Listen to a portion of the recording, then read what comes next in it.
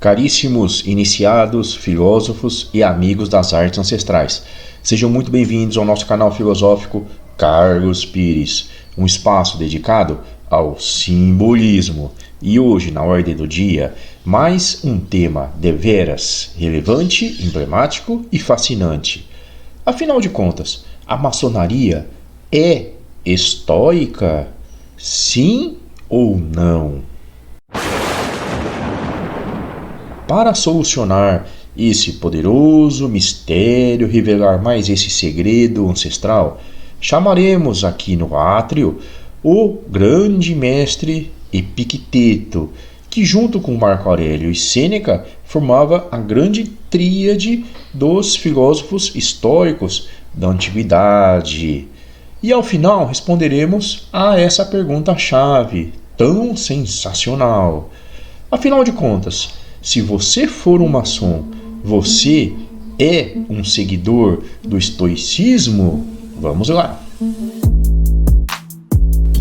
E neste momento, meu prezado discípulo de Epicteto, peço a você que não se esqueça de se inscrever em nosso canal, também ative as notificações e compartilhe esse conteúdo no futuro, porque assim você, grande estoico, estará ajudando muito a difundir as principais verdades, os valores e as virtudes das entidades iniciáticas mais ancestrais.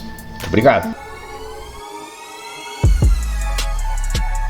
Vamos então analisar algumas ideias-chave de Epicteto para ver se elas poderiam realmente estar conectadas, inseridas ali em alguns rituais, algumas cartilhas de ordens iniciáticas.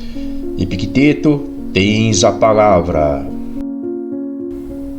Manual de Epicteto, capítulo 1. Entre as coisas que existem, há aquelas que são controladas por nós e as que não são controladas por nós. As controladas são o pensamento, o impulso, o desejo, o evitar. Em síntese, todas as operações que executamos. As que não controlamos são o corpo, os bens, a reputação, os cargos. Em síntese, tudo aquilo que não são operações que nós executamos. Lembre-se assim que, se você considera próprio de você aquilo que é estranho a você mesmo, você se verá diante de obstáculos, sofrerá aflição, perturbação, ansiedade, vai incriminar os deuses e os outros seres humanos. Ao passo que, se você considerar seu apenas aquilo que realmente é seu e o que é estranho a você como que realmente é estranho ou incontrolável a você, nada ou ninguém jamais vai te constranger. Nada ou ninguém vai tolir a sua pessoa. Você não vai incriminar mais ninguém. Não encontrará alguém para acusar. Nada farás que não deseje. Ninguém vai te prejudicar. Não terá mais inimigos. No capítulo 2, Epicteto comenta sobre a questão do desejo. Diz o mestre: lembre-se que a promessa do desejo constitui o êxito na obtenção do que se deseja. E a promessa do evitar é não se defrontar com aquilo que é evitado. Aquele que falha na obtenção do que deseja é um fracassado.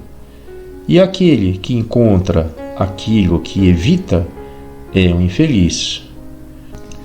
Se você evita ou tem repulsa à doença, à morte ou à pobreza, será um infeliz. Assim, não evite todas as coisas que não estão sob o nosso controle, passando, sim, a evitar aquilo que contraria a natureza, aquilo que está sob o nosso controle. No que diz respeito ao desejo, por ora, elimine-o totalmente, pois se desejares algo que não está sob o nosso controle, será inevitavelmente um desafortunado. O emprego que você fizer, seja dos seus desejos, seja das suas rejeições, deve ser sempre realizado de maneira serena, com moderação e sem coação. Capítulo 5. Não são as coisas que perturbam as pessoas, mas o que pensamos a respeito das coisas. Por exemplo, a morte nada tem de assustadora, pois assim também não pareceu a Sócrates. Mas a nossa opinião sobre a morte é que traz muito medo e amedronta. A conclusão é que quando experimentamos aborrecimentos ou perturbações ou aflições, ansiedades, não é o caso de responsabilizar os outros por isso, mas somente a nós mesmos, somente as nossas opiniões.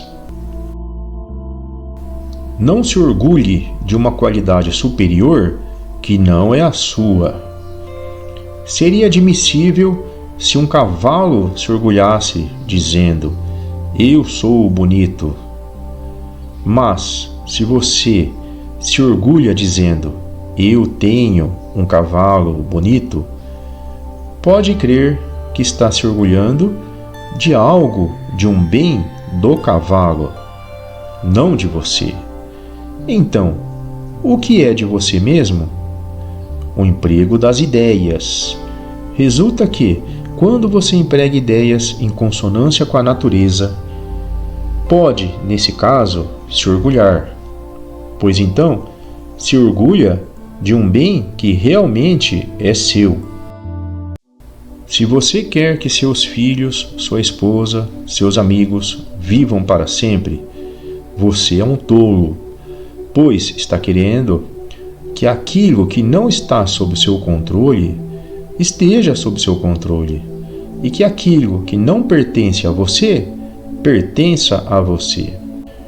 Portanto, ocupe-se daquilo de que você é capaz. Consequentemente, aquele que quer ser livre nem deseja, nem se esquiva das coisas que estão sob o controle de outros. Caso contrário, será forçosamente um escravo. Não busque que os acontecimentos sejam como você quer, mas queira que os acontecimentos sejam como são, e deste modo você vai ser feliz.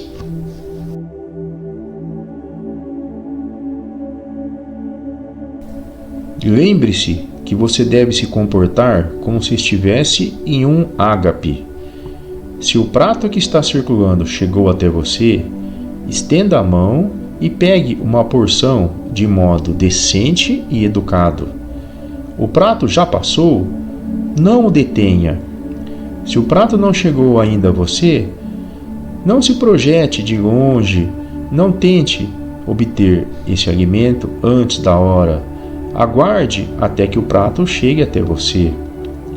Comporte-se assim também em relação aos seus filhos, em relação à sua esposa, aos seus cargos privados e públicos, em relação aos bens materiais, e, desse modo, pode ser que um dia você seja digno de ser um companheiro dos deuses.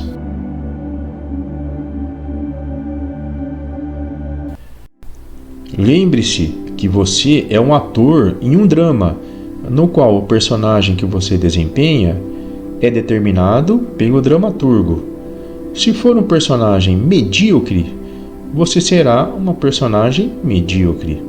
Se for uma grande personagem, será uma grande personagem. Se o dramaturgo quiser que o seu papel seja o de um mendigo, ainda assim você deve interpretá-lo com muito talento. Se o dramaturgo determinar que o seu personagem é de um aleijado, um funcionário qualquer, um indivíduo particular comum, faça da mesma forma. o melhor possível. Com efeito, está em suas mãos desempenhar bem a personagem, mas lembre-se, sempre cabe a uma outra pessoa escolher o seu papel. Lembre-se de que aquele que insulta ou agride a sua pessoa não é capaz de atingi-lo. O que nos atinge é apenas a nossa opinião sobre o comportamento desses indivíduos conosco. Desse modo, quando alguém te provoca, saiba que foi a sua opinião a responsável pela provocação. Assim, será com maior facilidade e certeza que se tornará o senhor de si mesmo. Se você buscar a sabedoria ou filosofia, prepare-se de antemão para ser encarado pela multidão comum como um objeto de ridicularização, como objeto de gracejos e deboche. Vão dizer, horas, ele repentinamente se tornou para nós um sábio. Ou vão dizer também, de onde veio essa ideia, essa postura orgulhosa? No entanto, não assuma uma postura de orgulho, prenda-se apenas ao que te parece o melhor, como se você fosse um Deus que se destinou a essa posição. Lembre-se que se você conservar firme essa sua proposição, essa sua ideia rumo à filosofia ou sabedoria, aqueles que antes te ridicularizaram passarão depois a te admirar. Alguém recebeu uma honra maior do que você em uma reunião? Ou dirigiram a palavra a alguém preterindo a você? Ou convocaram outra pessoa para dar conselho no seu lugar? Na hipótese dessas coisas serem boas, você tem que se alegrar pelo fato de outra pessoa ter tido essa situação. Lembre-se que, se você não faz o mesmo que os outros, visando obter coisas que não estão sob o nosso controle, não pode ser considerado merecedor de compartilhar igualmente com os outros. Se você não quer pagar o preço das coisas e ao mesmo tempo quer receber os louvores, as glórias, você é um insaciável e também um estúpido.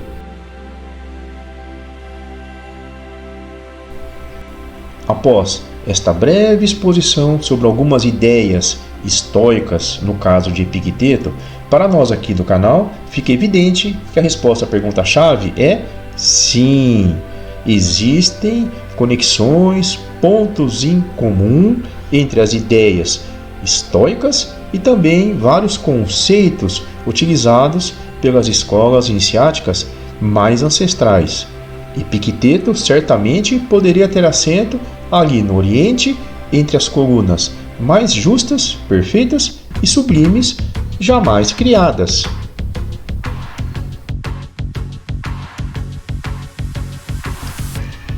Agradeço muito a você por ter acompanhado o vídeo até aqui. Peço que também veja outros trabalhos aqui do canal. Se inscreva em nosso espaço se ainda não fez. Dê um like no vídeo e compartilhe esse conteúdo. Muito obrigado. Grande abraço.